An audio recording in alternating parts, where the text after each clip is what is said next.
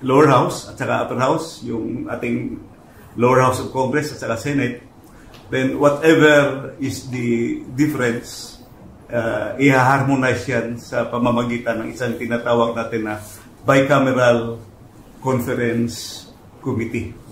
Yung bicameral conference committee naman, pagkatapos nila, gagawa yun sila ng bicameral conference committee report.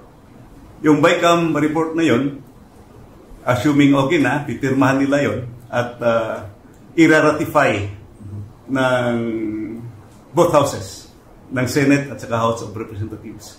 After the ratification, so lalabas na yung enrolled bill, pupunta na yun, babalik sa Presidente.